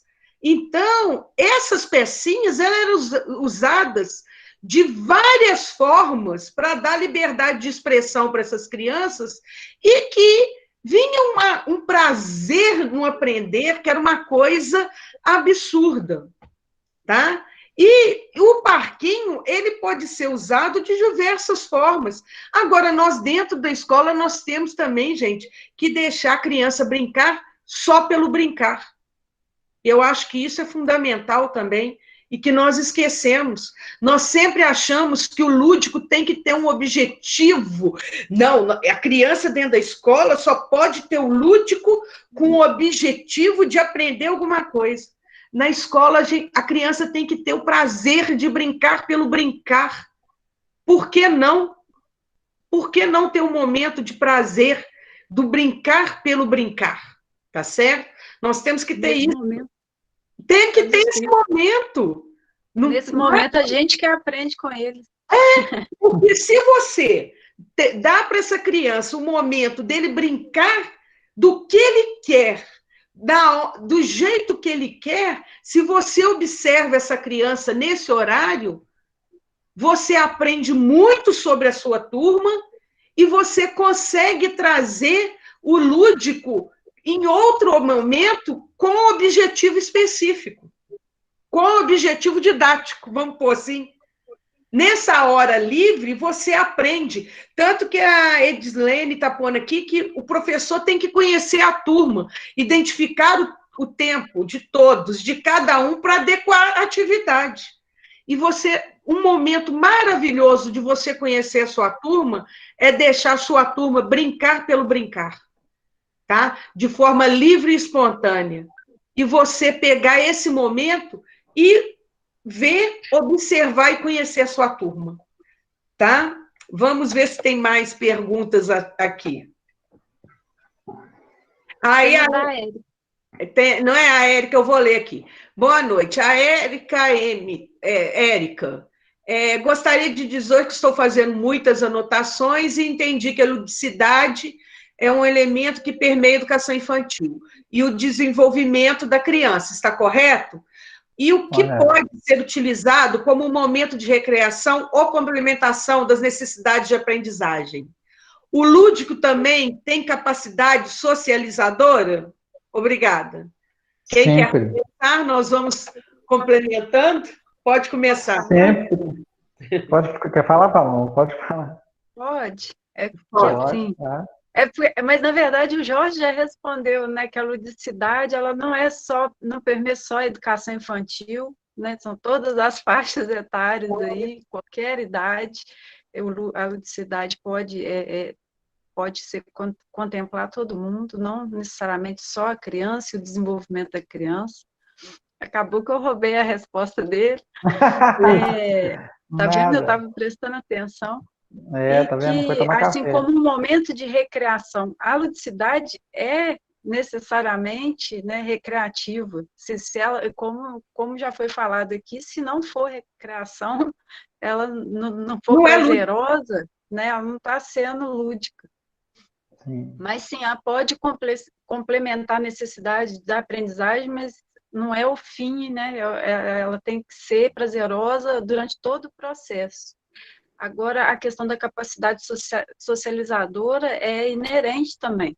Então, assim, eu acho que a gente, são vários, não sei se eu posso falar se é um pleonasmo, né, ou se a gente está sendo repetitivo, mas a ludicidade, ela contempla todos esses aspectos. É só isso. Jorge? Tá. Então, a ludicidade, ela é a ferramenta da socialização, na verdade, né? Porque quando eu dou à criança a capacidade de criar, e quando ela cria alguma coisa, nem sempre ela vai criar sozinha, e quando ela cria sozinha, ela quer a opinião do outro também, né? E quer também construir junto com o outro, ou o outro faz isso e ela faz aquilo, e aí eles chegam num denominador comum. Ela é um instrumento socializador, sempre vai ser, entendeu? Não tem como você pensar em ludicidade sem socialização, né? E aí você tem que tomar cuidado, porque as crianças, às vezes, elas são um pouco perversas com elas mesmas, né? Geralmente elas tendem a, chegando aí por volta de 6, 7 anos, a capacidade de julgamento tem que ser muito bem trabalhada, porque ela quer se sobressair sobre as outras, né? E a gente tem que aprender a trabalhar isso com essas crianças, né? Outro dia eu estava com uma criança e ela estava desenhando e ela estava competindo assim, ver quem desenhava melhor. E aí ela estava com o tio dela desenhava uma árvore e ela tem 5 anos. E ela também desenhava uma árvore. Só que os rabiscos dela não eram um desenho completo como é uma árvore. E aí, o que ela fazia? Ela ia lá e riscava o desenho do tio dela e perguntava para mim, que ela me elegeu como julgador dos desenhos, qual que era mais bonito. É claro que o do tio dela tinha ficado mais bonito. Mas eu não falava isso com ela. Eu virava para ela e falava assim, nossa, mas esse aqui está muito melhor que o dela. Mas aí eu tinha que inserir na cabeça dela um senso de justiça. Por que o dela estava melhor? porque ela rabiscou do outro. E aí eu não falava que ela tinha rabiscado do outro. Eu virava para ela e falava assim, nossa, mas esse aqui está muito melhor. Olha esse aqui como é que está todo rabiscado. Nossa, nada a ver, todo rabiscado, né? E aí eu criei na cabeça dela o seguinte, você está rabiscando o desenho do outro para você se sair melhor no seu desenho. E aí ela parou de fazer. Percebe? Então, a forma de você trabalhar, sem virar para a criança assim, isso não pode, né? Eu virei para ela e simplesmente falei, olha só como esse aqui está bem melhor que era o dela. Olha esse como está todo rabiscado, mas quem tinha rabiscado era ela. E aí você vai criando o senso de noções na cabeça da criança de que ela não pode fazer aquilo para se sobressair, né? Porque as crianças também elas têm meio que essa rivalidade entre elas e essa socialização, e isso afasta a socialização, né? Tem muito aquele momento do meu, é meu, é meu, é meu, não, é nosso, é nosso, é nosso, é nosso. Né? Isso tem que ser criado também pelos pais, porque cada vez mais as famílias estão ficando menores, e aí, quando uma criança junto com a outra, vira uma guerra, né? Porque ninguém quer dividir o brinquedo. Seja ele produzido, seja ele industrializado, ninguém quer dividir. Né? Isso é um problema que a gente tem enfrentado também com a diminuição das famílias. Né? Essa questão da divisão, da socialização. Vamos socializar, cada um pega o seu brinquedo e vocês se ajudam. Isso é muito difícil trabalhar com as crianças, não é fácil não, gente. Mas é um processo que tem que ser trabalhado. Tá? O que eu queria, não sei, a gente já está chegando ao final. Deixa eu só... A Amy postou aqui que ela entendeu, agradeceu. A Lívia Rossi está falando que o senso de justiça é fundamental. A Elisângela fez um questionamento aqui, que ensinar a conhecer regras, pelo que ela entendeu, o lúdico ensina também as regras. Dentro de uma brincadeira, existem muitas formas de ensinar? É o questionamento dela. Se eu entendi direito, ela está querendo saber se uma brincadeira promove várias formas de ensinar. Eu acho que seria mais correto de falar, de uma brincadeira você tem diversas formas de conhecimentos que a criança pode desenvolver dali. Seria isso, Elisângela, que você quer saber? Sim, ela colocou que sim. Deixa eu te colocar, Elisângela, porque eu estive dentro de sala de aula de educação infantil durante muitos anos. Sim, vou te colocar que sim. A brincadeira, ela traz uma gama de formas que você pode desenvolver o conhecimento de formas imensas. O que o professor não pode é ficar preso no seu planejamento e achar que naquele dia a criança tem que aprender aquilo. O planejamento dentro de uma educação infantil, em qualquer hora, ele tem que ser flexível. Você tem que aproveitar o momento e ver o que você pode aproveitar naquele momento. Agora, se você planeja uma brincadeira, planeja uma atividade lúdica, que, por exemplo, a criança tem que aprender que a maçã é vermelha e você não sair desse seu contexto, você vai perder as diversas possibilidades que aquele lúdico trouxe no momento. Você tem que aproveitar esse momento lúdico, até na brincadeira livre, e ver o que você pode extrair dali enquanto educadora, sem tirar o prazer da criança. Então, é preferível você mudar o seu objetivo daquele plano que você tinha inicial, refazer o contexto do seu plano e aproveitar aquele prazer que ela teve, aquela descoberta naquele momento. Então, e dali você pode retirar diversos outros conhecimentos, outras construções de conhecimento e ser trabalhadas em outro momento, resgatando essa brincadeira. Então, daí uma semana você resgata essa brincadeira e fala com a criança, lembra daquele dia? A criança tem uma memória imensa, gente, e uma potencialidade imensa. Depende de como nós, professores e educadores, vamos trabalhar esse momento. Está respondida, Elisângela? Jorge, obrigada. Eu Então, queria fazer só uma pode falar. observação em relação à fala do Júnior, que agora eu estou aqui refletindo, né, que talvez, além da questão da musicalização, que é a educação à distância, né, que a gente está tendo que passar, sendo obrigada a passar por esse momento, né, porque a gente está falando aqui o tempo todo de socialização que o lúdico promove, né, e do brincar em si, e, ao mesmo tempo, essa questão da gente estar né, com o ensino remoto, em que medida que a gente consegue acessar essa socialização do brincar à distância, né, visto que a ideia é exatamente a interação. A gente tem que pensar que essa é uma forma diferente de interagir. Efetivamente, nós fomos educados, né, com a educação presencial.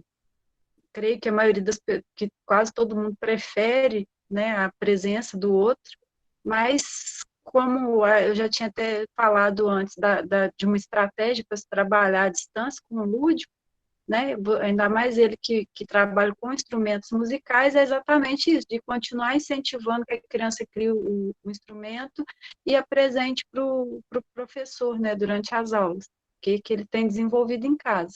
É claro que é paliativo, né, é claro que não é a situação que a gente deseja que se estenda por muito tempo, mas é uma forma de atender nesse momento aí, já que não tem outra forma de ser feito.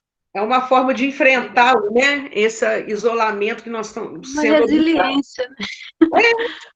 Porque o presencial, a interação presencial, ela é muito mais prazerosa, porque nós estamos aqui no momento de interação. Mas, lógico que se a gente estivesse numa sala de aula, um tendo contato com o outro, seria muito mais gostoso, né? Essa interação presencial. Mas é uma forma paliativa, realmente. Jorge? Verdade. Então, a última pergunta foi com relação ao brincar, né? Você pode só repetir o finalzinho dela? São as várias formas de aprendizado.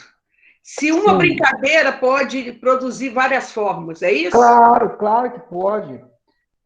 Por exemplo, o esporte na educação física, né? O esporte é muito criticado na educação física, tanto no ensino fundamental, como também na educação infantil. Mas o esporte, quando ele é entendido como uma brincadeira e não como um jogo com regras, por exemplo, eu posso pegar o vôlei e fazer com que as crianças, elas mesmas, criem suas próprias regras, entendeu? E aí você vai criando várias formas de aprendizado com relação a isso. Não precisa, o esporte, ele não é banalizado na escola, não é proibido na escola, quando ele é utilizado como uma brincadeira, tá? Mas quando ele é utilizado como um rendimento, como uma forma de promover os melhores alunos para ir para o GIME ou para ir para outro campeonato e exclui os outros, aí sim ele está errado. Tá? Se você quer treinar os seus alunos para campeonato, você tem que estipular um outro horário, não o horário de aula geral, não. Tá? Isso não pode acontecer isso na aula de educação física. Para isso existe o esporte de rendimento. Tá bem lembrado, como Jorge, uma brincadeira, ele é sempre aceito na escola e ele é uma forma de aprender. Pode falar.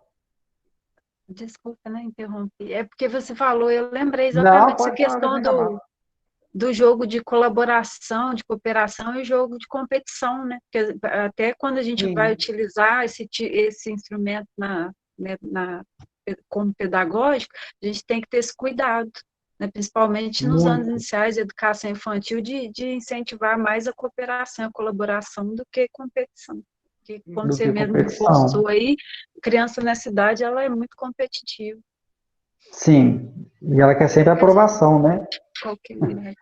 A Elisângela agradeceu a resposta, o Júnior completou aqui que nós estamos tendo que nos reinventar e nos despir do que achamos ou acreditamos para testar novas possibilidades. Tem uma pergunta aqui, aí nós vamos encerrar com essa última, tá? Porque já são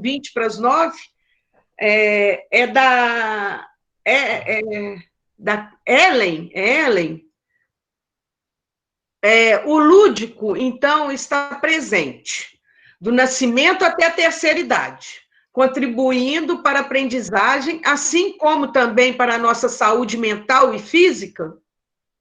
A pergunta dela é essa. Se ele está presente do nascimento à terceira idade, contribuindo para tudo. É esse o questionamento dela. Jorge? Sempre. Não tem como ele não contribuir para as questões afetivas, né, que ela está perguntando. Isso. Não tem como ele não contribuir para as questões afetivas, ele vai contribuir sempre para essas questões. A saúde mental também. A saúde mental, né? Toda vez que você faz... Porque esse monte de prazer, gente. A gente está sempre buscando endorfina, né? Substâncias que dão prazer para o nosso corpo. Então, quando você trabalha coisas que você gosta, com certeza a sua saúde mental vai ser totalmente diferente, né? Quando a gente é forçado a fazer uma coisa que a gente não gosta, é muito ruim. Por isso que a ludicidade ela é tão importante, porque ela traz essa questão do prazer, né? A questão do gostar de fazer. Eu gosto de fazer o que eu faço. Aí eu não dou conta de fazer o que você faz, mas eu gosto de fazer o que eu faço, então isso para mim é lúdico. Percebe? Eu tenho prazer em fazer, então a minha saúde mental é muito mais bem trabalhada, de forma positiva, né? Do que uma pessoa que faz uma coisa que... Uma vez um colega meu me disse uma coisa que eu fiquei muito triste, eu fiquei repensando muito o que eu fazia na minha vida. Ele me disse que ele não gostava do que ele fazia. E aí eu fiquei pensando, será que eu realmente gosto do que eu faço? E aí eu comecei a repensar algumas coisas e comecei a trabalhar no meu trabalho de outras formas, entendeu? De formas que sejam prazerosas para mim. Porque você trabalhar em uma coisa que você não gosta é muito ruim, né? Quando ele falou isso comigo, eu disse, nossa, deve ser horrível, né, gente? Você trabalhar numa coisa que você não gosta, sua saúde mental deve ir para o esgoto. Se ela não virar o próprio esgoto, na verdade, né? Então, a saúde mental, se você trabalha com prazer e se esse prazer é a ludicidade, com certeza a sua saúde mental vai ser muito mais bem explorada e positivamente, tá? Eu queria fazer para mim terminar a minha fala, que a Cristina está querendo terminar a questão aí, que é uma coisa muito importante para vocês que estão entrando, para a gente também, né, que estamos aí na batalha aí já tem 10, 15 anos. O professor nunca deve chegar na sala de aula de educação infantil com a idade que ele tem, tá? Se o professor faz isso, ele está pecando com relação aos alunos que ele tem, porque ele está criando mini adultos, tá? Não quer dizer que você não tem que chegar na sala de aula sem objetivo, tem que chegar na sala de aula sem objetivo, sem conteúdo, sem nada. Não, mas você tem que entender e você tem que entrar no mundo daquelas crianças que você está tentando extrair alguma coisa e colocar alguma coisa para elas aprenderem. Entendeu? Você não pode chegar na sala de aula com a cabeça que você tem e querer que a criança entenda a sua cabeça. Você que tem que entender a cabeça dela. E para isso você tem várias disciplinas na graduação que vão te ajudar a fazer isso, né? E aí a gente tem que colocar todo esse conhecimento que a gente aprende na graduação dentro da sala de aula para a gente não criar mini adultos, na verdade, né? Que vão ser, na verdade, não, quando crescerem, nem serão adultos, na verdade. Eles vão precisar voltar, né? Porque não aprenderam nada na infância, tá? Então é isso. Nunca entrem na sala de aula com a idade que vocês têm, se for educação infantil. Entendam que a realidade é outra, tá ok? Esse é o meu conselho. E, no mais, eu gostaria de agradecer a todos que participaram. Não sabia que tinha tanta gente se interessada em ludicidade. E fiquei muito feliz, porque é um tema que eu gosto muito e que eu abordo muito nas minhas aulas, tá? Para as pessoas entenderem realmente o que é ludicidade.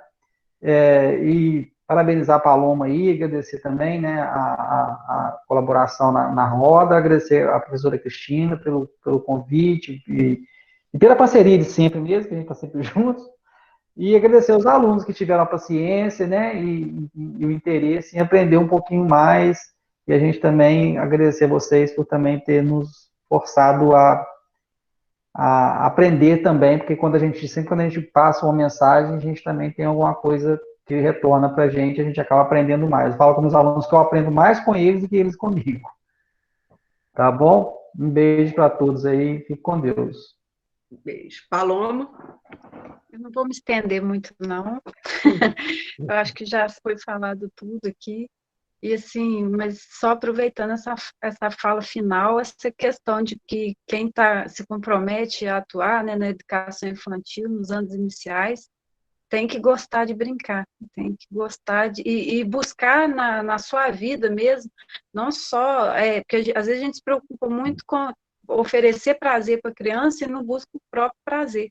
Então, da gente, na nossa formação, no nosso dia a dia também, buscar coisas que nos dão prazer para que a gente consiga fazer a atividade, né, as nossas atividades com mais tranquilidade, com mais alegria, com mais prazer realmente. É isso. Eu acho que nós, professores, continuando, temos que lidar que todos nós aprendemos a qualquer horário, mas nós aprendemos mais pelo prazer do que pela dor, como todos falam. E eu acho que é fundamental, enquanto professora de educação infantil que eu fui, enquanto agora professora, que agora sou no ensino superior, mas eu acho que a educação infantil, quando você não tem condição mais de lidar com a brincadeira, você tem que fazer opção de não estar mais na educação infantil. A educação infantil, para você entrar dentro de uma sala de aula de educação infantil, você tem que entrar com o propósito de ensinar brincando, tá? Ou de aprender com eles brincando. Isso é muito importante. O professor da educação infantil, em primeiro lugar, tem que ter consciência que aquelas crianças, eles têm muito a ensinar. Às vezes, eles têm mais a nos ensinar do que nós a ensinar a eles. E eu acho que isso é fundamental. E pelo que eu estou vendo, a quantidade de pessoas inscritas, eu acho que nós podemos futuramente fazer mais sobre a ludicidade na educação em geral, né? Eu agradeço muito a presença de todos, agradeço muito o aceite do convite que eu fiz a Paloma e ao professor Jorge. Essa roda eu acho que foi super interessante, pelo que eu acompanhei dos chats, das participações. Eu espero muito nós termos contribuído na formação desses futuros professores. E fica aí o convite para a Paloma e o Jorge para, num futuro próximo, quem sabe, presencialmente, nós montarmos alguma coisa, né? Tanto em Carangola, Paloma, como em Barbacena, né? Que nós já estamos juntos aí nesse processo há muito tempo, nós três. Quem sabe nós formamos agora um trio e vamos trabalhar isso de forma interativa. Tá certo? Agradeço a todos. Foi uma noite maravilhosa. Muito obrigada. Espero que tenham todos aproveitado muito. Estou tendo muitas opiniões positivas no chat, estou acompanhando, estou lendo tudo, e agradeço a todos. Tem alguma questão que vocês ainda queiram colocar para a gente finalizar? Porque está aqui, ó, foi maravilhoso, obrigado, amém. Espera aí que a Jaqueline está pondo uma questão.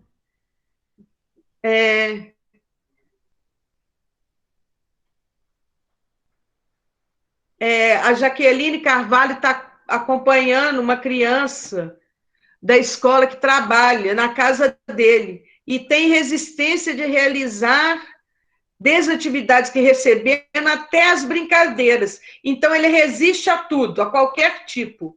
Às vezes, ela se sente desmotivada. Eu acho que, Jaqueline, a questão aí é você dar voz a ele, né? Por que não perguntar do que ele quer e partir do querer dele?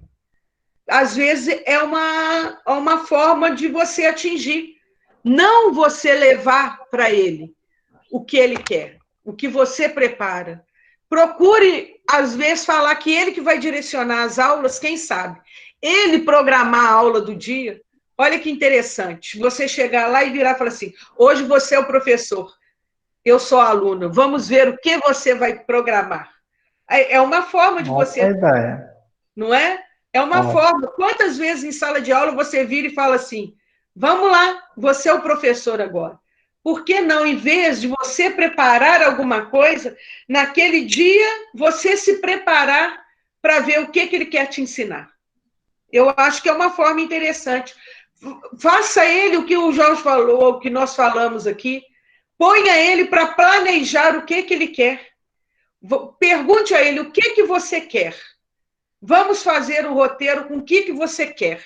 Então, Jaqueline, nesse momento, ele vai te listar várias coisas. A partir do que ele quer, você vai dando oportunidade de ele construir o conhecimento dele. Tá? Às vezes ele só conhece a televisão e o celular, então você vai ter que apresentar coisas novas, mostrar para ele que aquilo pode oferecer prazer e negociar essa questão. Pode criar atividades também que use o celular, né? Mas não só o celular. Pode fazer um acordo, né? Hoje nós fazemos isso, mas depois nós fazemos outro. Então, é uma questão do que a gente fala na educação infantil, dos combinadinhos, né? Que a gente senta na rodinha e faz. A gente não vai falar com eles, nós vamos criar as regras. A gente fala de outro jeito, vamos fazer nossos combinados, não é mesmo? Para depois a gente conseguir atingir essas crianças. Espero ter ajudado, Jaqueline. Aqui está todo mundo agradecendo, foi muito esclarecedora, parabéns. E a Jaqueline Carvalho, obrigada, adorou a ideia, ludicidade em toda a educação. E depois, quem quiser, pode procurar. Procurar nós, enquanto professores, né? E a gente pode continuar trocando ideias sobre o lúdico. Sim. Tá certo? Agradeço a todos. Alguém quer se colocar? Só um beijo mesmo para todo mundo. Obrigado, gente. Um beijo, uma boa noite. Agradeço muito a presença de vocês. Depois faremos outras interações para darmos continuidade a esse trabalho. Tá? Muito obrigado a todos. Uma boa noite. Aguardo vocês no próximo encontro, num próximo debate. Beijo em todos. Fiquem com Deus. Boa noite.